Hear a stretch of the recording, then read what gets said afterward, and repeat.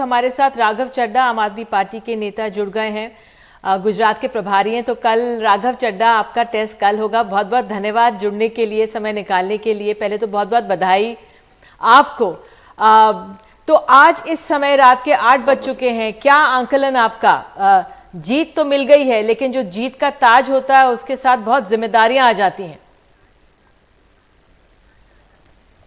मेरा आकलन निधि जी बड़ा सिंपल और स्पष्ट है। जैसे दिल्ली के लोगों ने दिल्ली सरकार की चाबियां अपने परिवार के बड़े बेटे अरविंद केजरीवाल के हाथ में सौंपी थी, वैसे ही नगर निगम की जिम्मेदारी भी, नगर निगम की चाबी भी अपने परिवार के बड़े बेटे अरविंद केजरीवाल के हाथ में वो जिम्मेदारी सौंपी है कि जैसे उन्होंने बिजली, शिक्षा, स्वास्थ्य में काम करके दिखाया, वैसे ही अब दिल्ली को साफ बनाएं।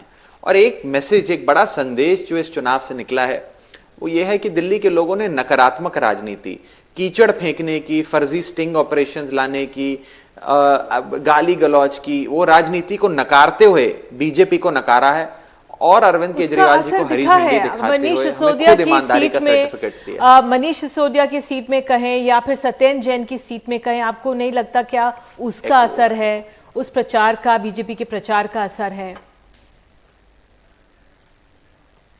अब देखिए, एक राज्य के चुनाव को एक छोटे से विधानसभा के वार्ड्स के बेसिस पे असेस करना, विश्लेषण ड्रॉ करना मेरे ख्याल से बेमानी होगा। देखिए, सुबह 10:30 बजे तक बीजेपी वाले सोच रहे थे कि वो इलेक्शन जीत रहे हैं, तो आपके न्यूज चैनल पे भी और अन्य जगह कह रहे थे हम जीत गए, आम आदमी पार्टी भ्रष्ट है, दिल्ली के लोगों ने उन्हें नकार दिया।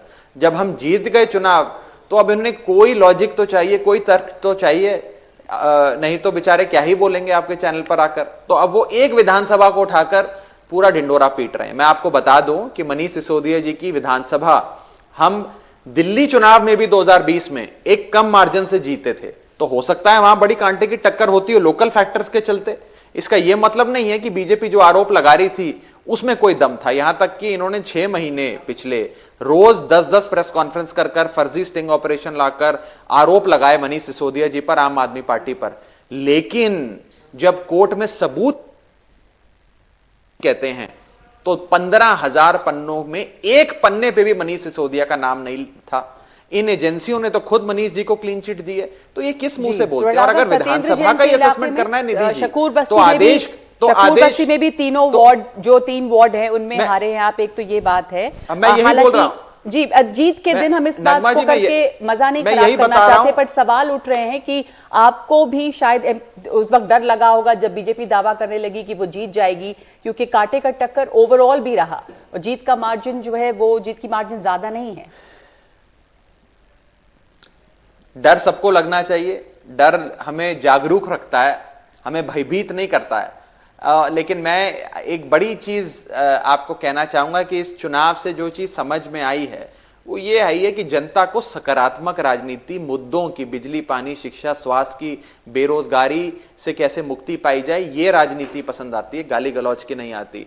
और एक धारणा बनाई जा रही थी नगमा जी, बड़े लंबे समय से बीजेपी ये धारणा बना रही थी कि आम आदमी पार्टी वही चुनाव जीतती है जो वो कांग्रेस के खिलाफ लड़ती है जब कांग्रेस सत्ता में होती है।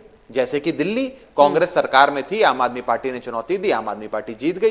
पंजाब में कांग्रेस सरकार में थी, आम आदमी पार्टी ने चुनौती दी, आम आदमी पार्टी जीत गई। यही लॉजिक वो दिल्ली में भी अपनाना चाहते थे, लेकिन दिल्ली में यह लॉजिक फेल हो गया। दिल्ली के एक छोटे से नगर निगम के चुनाव को पहले तो बीजेपी ने एक राष्ट्रीय स्तर का चुनाव बना दिया। 7 मुख्यमंत्री उतार दिए, कितने केंद्रीय मंत्री, 100 से ज्यादा सांसद, आरएसएस बीजेपी का संगठन, ईडी, सीबीआई, इनकम टैक्स सब उतार दिया सिर्फ अरविंद केजरीवाल जी को रोकने के लिए।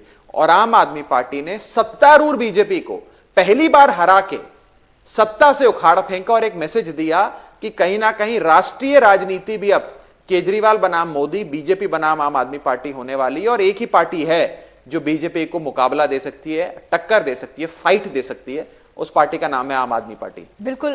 राघव, मेयर को लेकर, क्योंकि मेयर पद को लेकर अमित मालविया का एक ट्वीट आ गया, उससे तमाम चर्चाएं हो रही हैं। क्या मेयर अगला जो होंगी वो आम आदमी पार्टी की होंगी? देखिए, सत्ता आम आदमी पार्टी के पास, सरकार आम आदमी पार्टी की, बहुमत का आंकड़ा आम आदमी पार्टी के पास, परमात्मा का आशीर्वाद आम आदमी पार्टी के पास, लोगों का प्यार, आशीर्वाद आम आदमी पार्टी के पास, लोगों ने बीजेपी को उखाड़ फेंकने के लिए वोट दिया, आम आदमी पार्टी को एमसीडी में लाने के लिए वोट दिया, तो निश्चित तौर पे मेयर भी आम आदमी पार्टी का होगा। लेकिन मैं ये बात आपके माध्यम से बीजेपी से पूछना चाहता हूं, वो बीजेपी जिसके एक समय के सबसे कद्दावर नेता अटल बिहारी वाजपेयी साहब ने प्रधानमंत्री पद से इस्तीफा देकर अपनी ही सरकार गिरा दी थी क्योंकि उनके पास एक सांसद कम था, वो बीजेपी और आज की बीजेपी में आप फर्क देखिए कि आज बीजेपी के नेता खुलेआम बयान देकर चुनौती दे रहे हैं और कह रहे हैं हम ऑपरेशन लोटस करेंगे, हम खरीद फिरोख्त करेंगे, हम जैसे सब्जी मंडी में सब्जी खरीदते हैं वैसे राजनीति की मंडी में पार्षद खरीदेंगे, अपना मेयर बनाएंगे। तो इस बीजेपी से सवाल पूछा जाना चाहिए कि जब जनता ने आपके विरुद्ध जाकर वोट दिया तो आप ये गैर कानूनी काम क्यों करोगे, आप ये इलीगल काम क्यों करोगे, आप ये खरीद फिरोख्त क्यों करोगे, आप लोकतंत्र को कमजोर क्यों करोगे। और एक आखिरी चीज, हमारे विधायक खरीदने की, हमारी सरकारें तोड़ने की कोशिश तो बीजेपी लंबे समय से कर रही है। 2013 में बीजेपी की 32 सीटें थी दिल्ली में 70 में से, बहुमत के आंकड़े से 4 कम थी। आम आदमी पार्टी के पास 28 सीटें थी। एक साल ये लोग मेहनत करते रहे, 28 में से एक आदमी नहीं तोड़ पाए, सिर्फ 4 चाहिए थे बीजेपी को, वो आज क्या तोड़ पाएंगी। इन्होंने पंजाब में ऑपरेशन लोटस करना चाहा, फेल हो गया। हालांकि बीजेपी के बड़े नेता इससे इनकार कर रहे हैं कि कोई ऑपरेशन लोटस वो करना चाहते हैं। पर मैं आपसे एक बात पूछ रही हूँ, आपने कहा गाली गलौज की राजनीति को नकारा है जनता ने, बावजूद इसके बीजेपी को 104 सीटें मिलती हैं, बीजेपी का वोट शेयर बढ़ता है। 2015 के असेंबली चुनाव में 32% वोट शेयर था, अभी आप देखें तो लगातार वोट बढ़ रहा है और इस चुनाव में 39% क्रॉस किया है वोट शेयर। तो नकारा है, वोट शेयर बढ़ा है उनका। इस वोट शेयर के नजरिए से देखें तो 2017 के नगर निगम चुनाव में आम आदमी पार्टी को 26% वोट मिला था, अब आम आदमी पार्टी को उसका लगभग दुगना मिल गया या उससे 20 असेंबली इलेक्शन के मुकाबले आपका 11% वोट गिरा भी है। पार्टी का वोट शेयर भी बढ़ा है। बड़ा ये देखिए, दो चीजें, एक तो ये बड़ा बीजेपी के लिए सुविधाजनक वो रहता है असेसमेंट कि एक चुनाव के वोट शेयर को दूसरे चुनाव से कंपेयर कर लो, सारे चुनाव अलग होते हैं। और अगर कहीं हमारे कोई ऐसा इलाका है जहां हमारी अनुमान के अनुसार नतीजे नहीं आए, उसके खराब आए, या कहीं कहीं जहां हमारा बहुत सामान्य प्रदर्शन का अनुमान था वहां हमें अभूतपूर्व समर्थन मिला और बम्पर जीत हुई, इन दोनों चीजों का हम विश्लेषण करेंगे, इंट्रोस्पेक्शन करेंगे, चिंतन करेंगे और हर पार्टी को करना चाहिए और हम भी करेंगे। मैं अधिकृत तौर पे आपके चैनल पे कह रहा हूं। और साथ ही साथ मेरी बिन मांगी सलाह बीजेपी को कि बीजेपी भी चिंतन करे और ये सोचे कि ये रोज कीचड़ उछालने वाली गाली गलौज की राजनीति आपको कहां ले जा रही है। आज जो आपने कीचड़ की अरविंद केजरीवाल जी पर फेंका, दिल्ली की जनता ने उस कीचड़ के एक एक बूंद का बदला अपनी वोट की ताकत से बीजेपी से लिया है। राघव, आखिरी सवाल मैं आपसे पूछना चाहूंगी कि आम आदमी पार्टी की भले ही ये निकाय चुनावों में जीत हो, लेकिन जो उसकी आगे की बड़ी देश की राजनीति है, क्या असर देख रहे हैं आप इस जीत का, निकाय चुनावों का जो असर पड़ेगा आम आदमी पार्टी की राष्ट्रीय राजनीति पर? देखिए, ये बड़ा दिलचस्प सवाल है। एक छोटे से निकाय के चुनाव को आज इतना हाई वोल्टेज इलेक्शन बीजेपी ने खुद बना दिया कि वो एक राष्ट्रीय चुनाव बन गया है। और ये तो प्रधानमंत्री मोदी जी ने खुद कहा था कि जो दिल्ली के दिल में है वही देश के दिल में है, जो दिल्ली सोचती है वो पूरा देश सोचता है। तो मेरा अपना मानना है कि इस चुनाव की ये झलकी हमेशा हमारे साथ रहेगी कि अब राष्ट्रीय चुनाव भी केजरीवाल बनाम मोदी और बीजेपी बनाम आम आदमी पार्टी होता जा रहा है। कांग्रेस ना पहले बीजेपी से लड़ सकती थी, ना आज बीजेपी से लड़ सकती है, और अगर बीजेपी का कोई विकल्प है वो आम आदमी पार्टी ही है। और एक संदेश जो मैं इस पूरे चुनाव से अपने लिए व्यक्तिगत तौर पे भी, हम सब ने लंबी सेवा करनी है जनता की, और अन्य लोगों को भी इससे जरूर सीख लेनी चाहिए इस चुनाव से कि जनता काम करने वालों को वोट देती है, बदनाम करने वालों को। केजरीवाल बनाम मोदी कह रहे हैं बार बार, यानी कि केजरीवाल जो है वो प्रधानमंत्री पद के उम्मीदवार जैसा आप उनको प्रेजेंट कर रहे हैं, और कल गुजरात में उम्मीद, फिर एग्जिट पोल वहां भी गलत होंगे। भाई दिल्ली वो उन्होंने तो सोचिए नगर निगम के मेयर के चुनाव को प्रधानमंत्री स्तर का चुनाव बना दिया।